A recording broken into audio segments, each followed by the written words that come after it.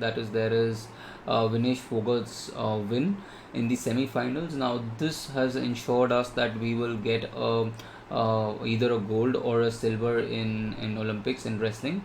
So but you should also see that while we celebrate these individual wins, we should also see where do we stand on a global scale. Because you see where China, the number of goals that China has, and it has been continuously been up there since the last 15-20 years. The same goes for say a country like Australia or US. So we need to also have a sense of reflection of where we lack and how do we mainstream all of this into our education system.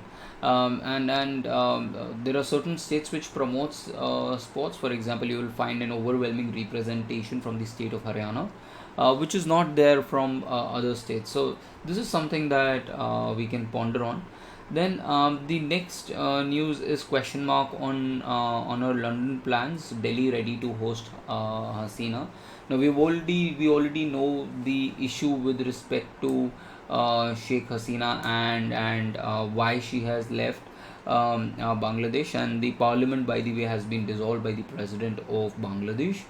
But more importantly, you should also be aware of the fact that while she has a family member who is the part of the British Parliament, she'll not be able to travel to UK because her passport has been revoked.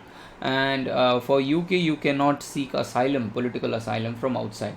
Now, political asylum is another word that you should be aware about. What is political asylum? What is Geneva Convention with respect to political asylum?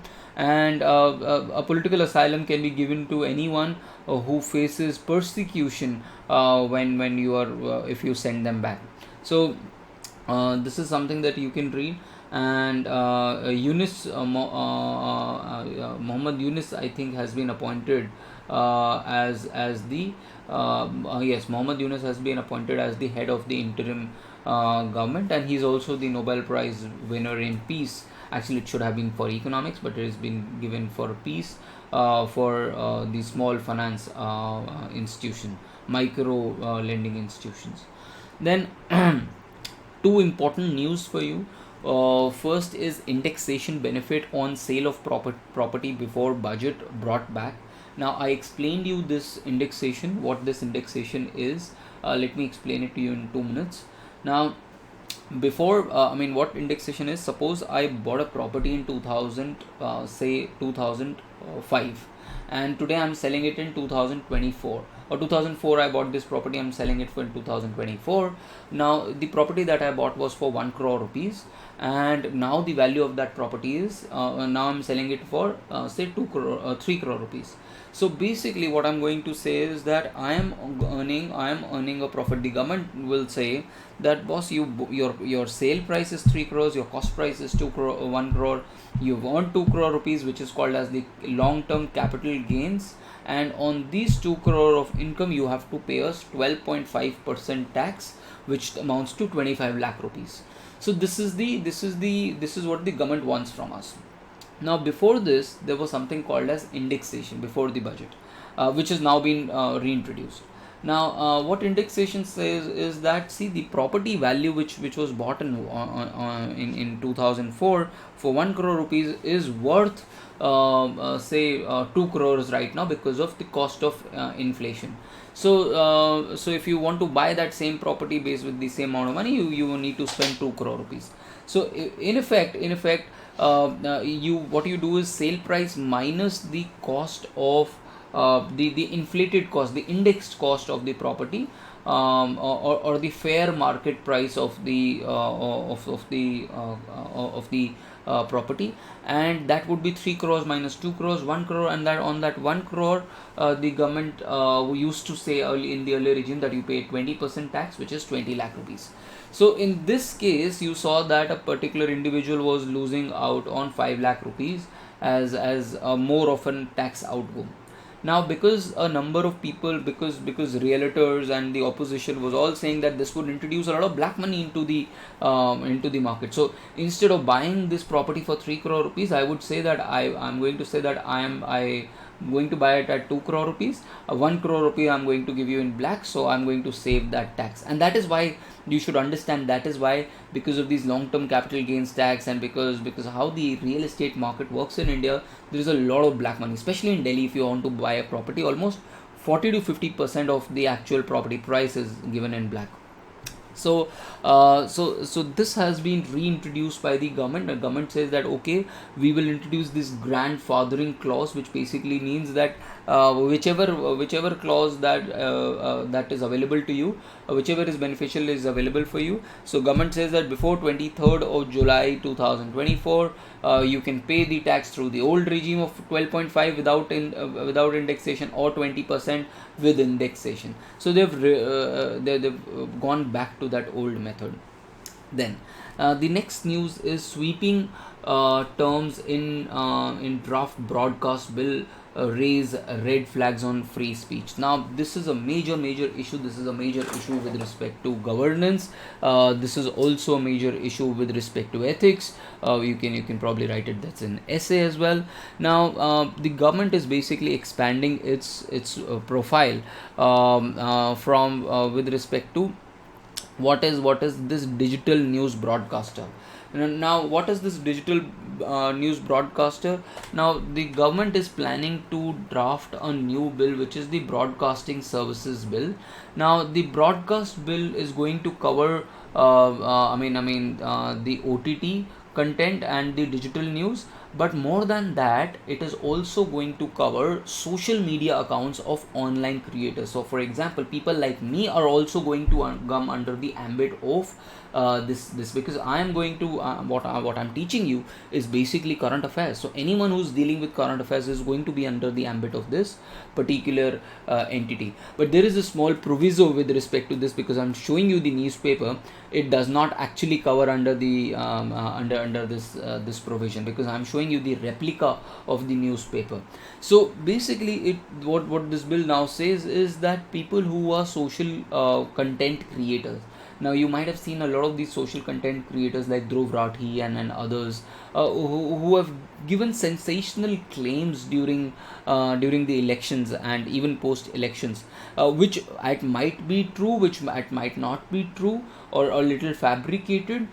Because of this, there's a lot of misinformation that goes on to the public, and they don't take any responsibility for that. The worst bad part about that is that you are a digital content creator. I'll give you an example of someone like Andrew Tate, if you've ever seen that particular individual. Now all it takes is a bloody camera and some graphics to come out with any kind of propaganda. So there is no bar to what they can stoop to.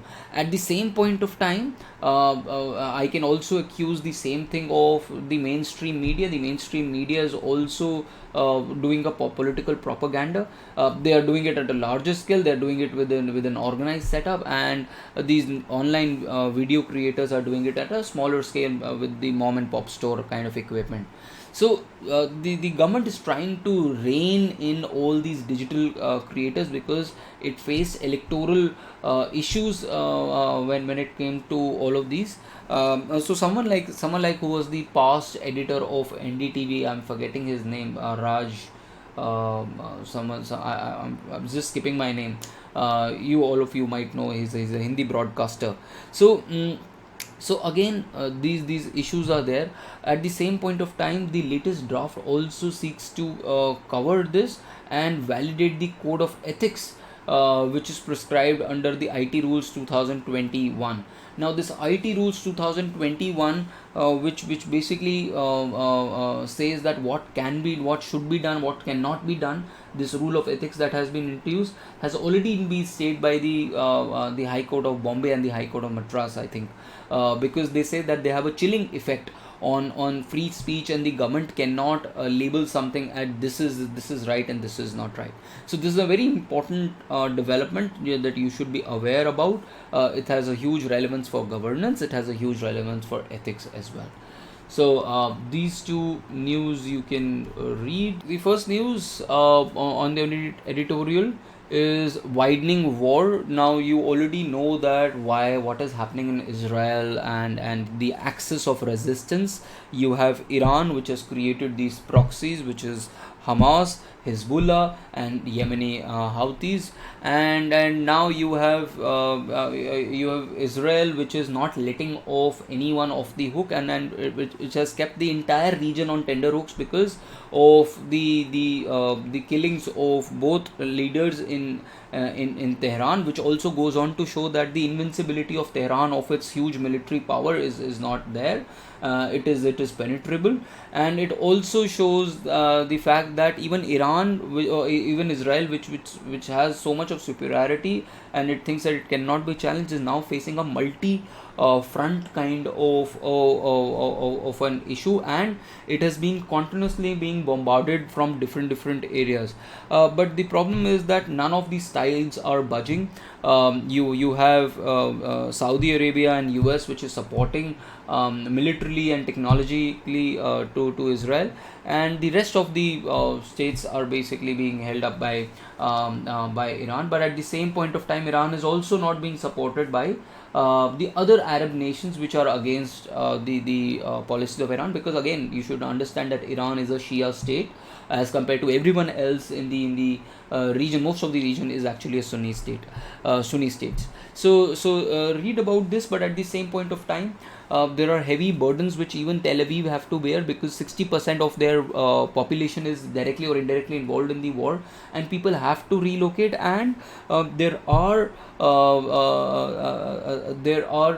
kind of unrest within Israel against this entire propaganda that has or the entire war, and which has led to suffering from on the side of citizens of Tel Aviv and Israel as well.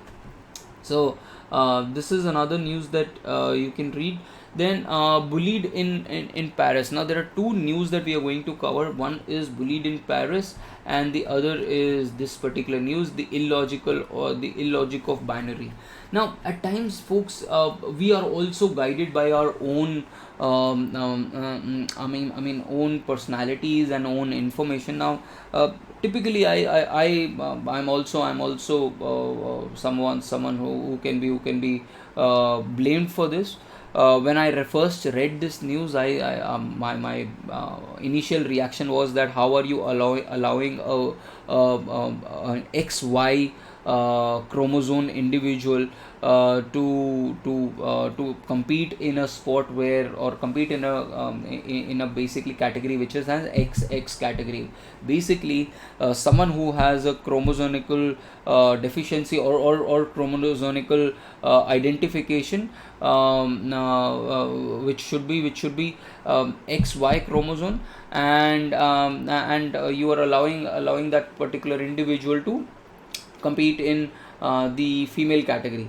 Now this particular issue started with the Algerian boxer Amin Khalif, and as well as Taiwan's Lin Yu Ting, who have been let down in Paris, because there has been a lot of clout that they should not have been able to compete in the women's category. And number of people and leaders like Donald Trump, J.K. Rowling, and Elon Musk have dismissed their victories as well. Now we should have a fair balance, and we should also understand that there is usually we see gender or gender in binary, and there is this article which goes on to say that gender is not binary. We identify as that binary, but there are actually 58 variations between male and female, and the Madurai bench of the Madras High Court has said that 2 out of 100 babies are basically where the gender is intersex, and then they go for a sex correction reconstruction surgery. But at the same point of time, that means there is a huge spectrum of gender variety, how nature produces it. So there are 58 categories from male to female. There are 58 categories in between them, and we need to identify how it is. Now, yeah, the article beautifully starts with another athlete by the name of Maria Jose Martinez Patino, who traveled to Japan in the World University Games, and she was diagnosed with androgen insensitivity. Now, earlier there used to be something called as nude parades, where female athletes were asked to walk without clothes in front of judges to determine their gender. Then, because it was very insensitive, you started with something called as a mouth swab, and this is the mouth swab, which is basically the body bar test, the cheek swab, the bar body test, where she was found that she was XY but recognized. She was XY recognized as male identity and not XX, which is the female identity.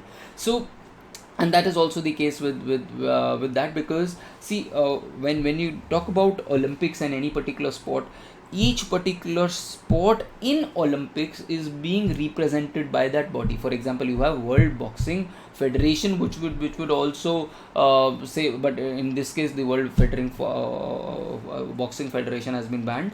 But in each particular sport there is a sporting kind of a body which regulates the how the sport will happen, and who's male, who's not male, all those criterias are set. And in this case, the Indian Boxing Association had actually banned this particular individual for high level of this androgen insensitivity.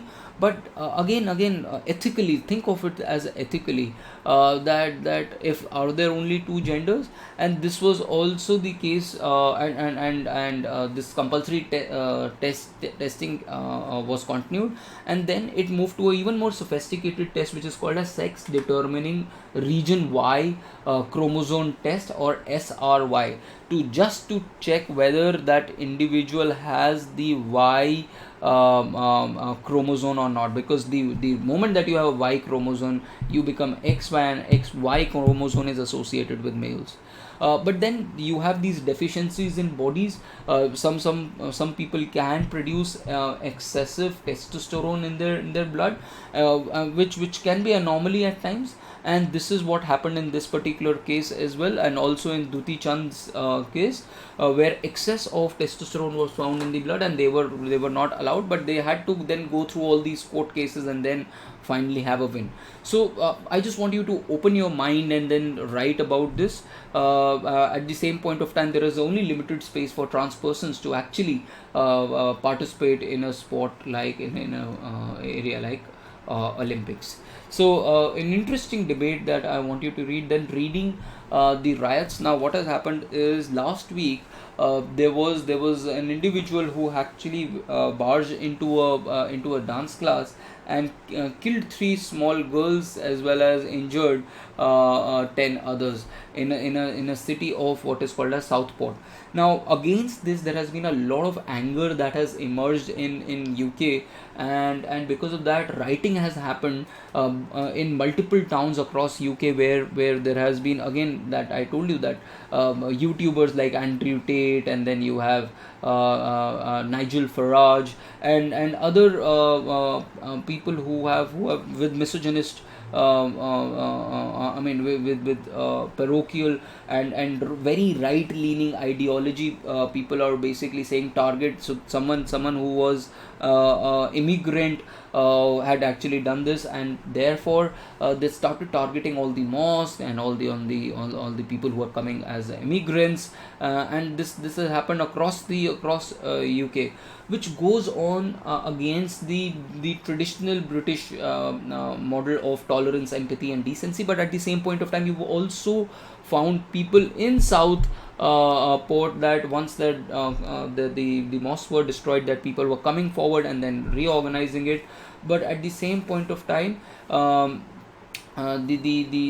is we cannot go into that that rhetoric which even Rishi Sunak had propounded from Tories side, that the Rwanda deportation scheme, that anyone who's found illegal will be reported to Rwanda.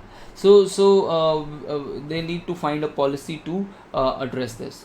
Then you can read this particular news, which basically talks about that how students were basically on the forefront of challenging the authoritarianism in Bangladesh, and this is a very very good example where you see that democratic institutions are extremely important, and universities and students, which are the core of any particular society. In this case, had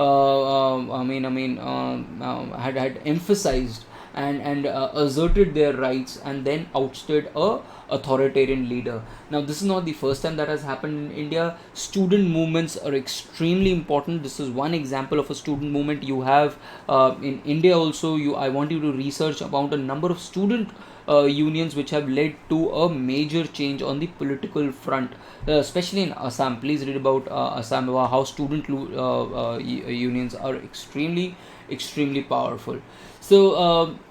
But at the same point of time, India needs to be very careful with respect to this, because we've taken sides in this. We've been extremely close to Sheikh Hasina.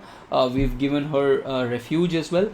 This should not come back to hurt us in terms of there being a discontent, and there being a second Maldives being created, which can be an opportune moment for Pakistan as well as for China to exploit into anti-India scheme of things. So read about this article. It's a good article which talks about all of this. Then another beautiful article is the Rawalpindi factor.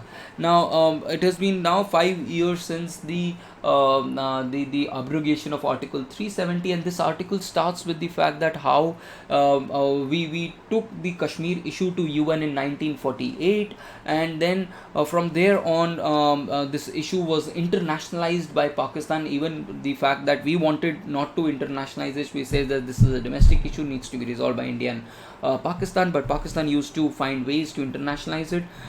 We won the 1971 war, but after that the Pakistani army refused to abide by that particular Shimla agreement. Then in 80s it started a proxy war towards India with Mujahideens, as well as on the other front it started because India was a weak country. In 1980s, 1990s, it started to internationalize the issue. So on both fronts they were attacking us. But then Kargil war was one of the defining moments where US took a stand that we will not intervene in this particular issue, and it stood with India after the Kargil war. But the UPA government was not able to check in the advances that the Pakistani military used to do during the military rule era. But then after NDA came to power, it said that the talks and terror will not go in hand in hand, and it adopted a military and a very strict kind of an approach towards Pakistan to isolate it on one front and make sure after this Kashmir abrogation of Article 370, it made sure that this issue cannot become an international issue, which remains to be an issue between India and Pakistan, and none of these issues can go to UNSC through the help of Paris as well as Washington. So this is how this has happened. Now India stands to be one of the biggest countries, very strong country, 10 times that of Pakistan. But at the same point of time, we cannot handle the entire issue on our own, because we see that there is a number of proxies that Pakistan is able to support in now, not in the region of Kashmir, but now in the region of Jammu. So if we want to have this stable relationship, we want to somehow have tier 2 tier 3 talks with Pakistan to resolve this particular issue. Then the next issue is realpolitik can be green. Now this particular topic basically talks about that we are in a kind of a conundrum. We want to grow green, at the same point of time we don't have money for it, but at the same point of time we have been imposed by trade sanctions by say EU and Europe, that we are not investing, whatever we are exporting is not green led. We have these imperatives that we want to grow,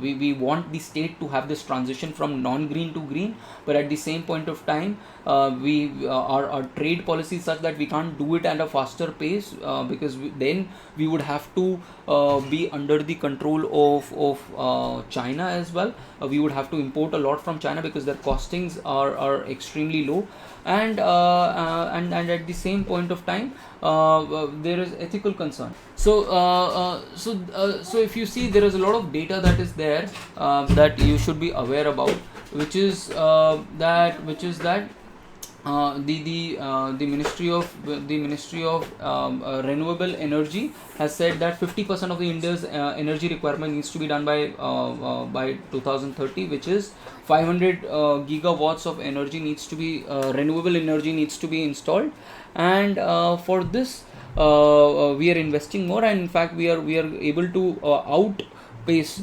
Just a second, folks. Sorry, my battery was going down. Yeah.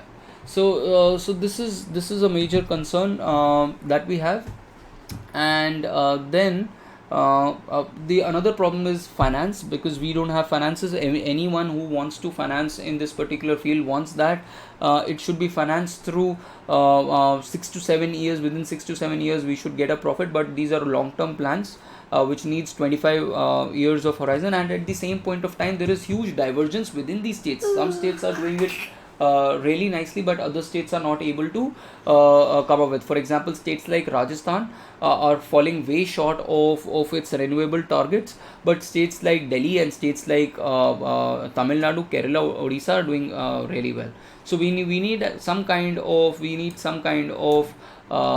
convergence there as well, and we need convergence from all sectors: the public sector, the government, private sector, consumers. All of them should be there.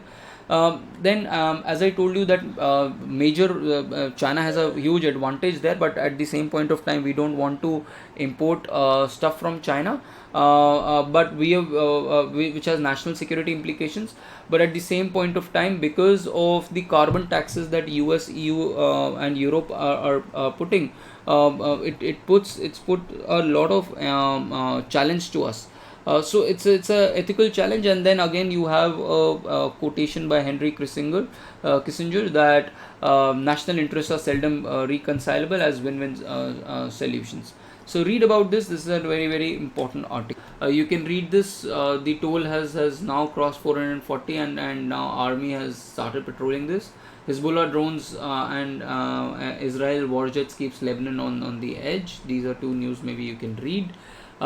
Now what has happened is, because this particular country is under so much of crisis, the apparel exporters, which has shifted from Ludhiana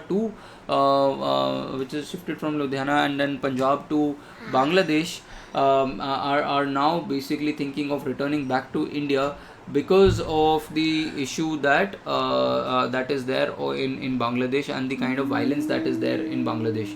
Now you should see that Dhaka has a bigger share in global trade of clothing, which is 8% because of its cheap labor as compared to India, which is just 3.2%.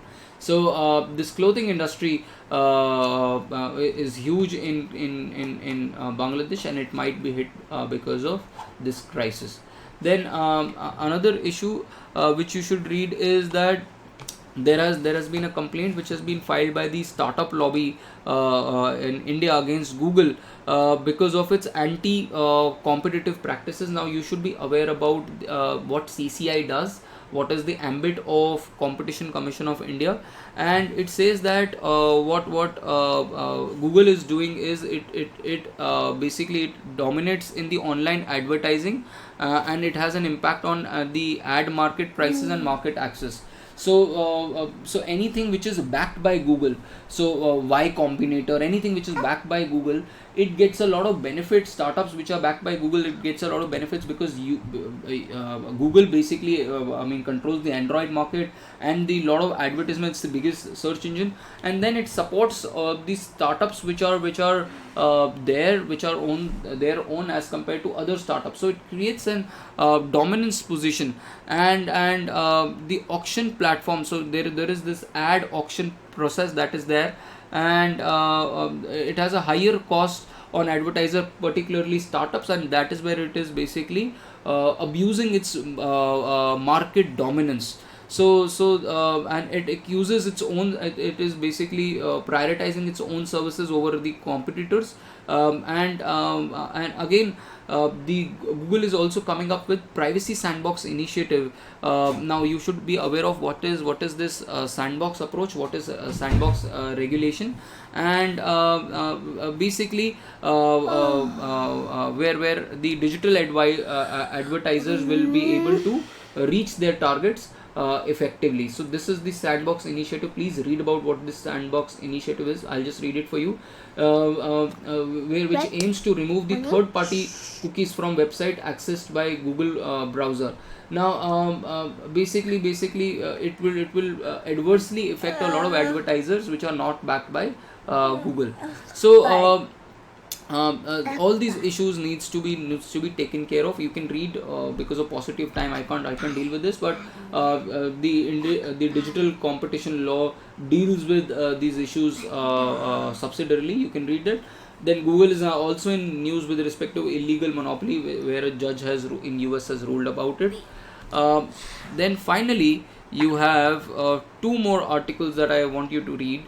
One is the bill that seeks to amend the power and expand the power of National Disaster Management Authority, because of the fact that you have so many disasters that are coming your way. The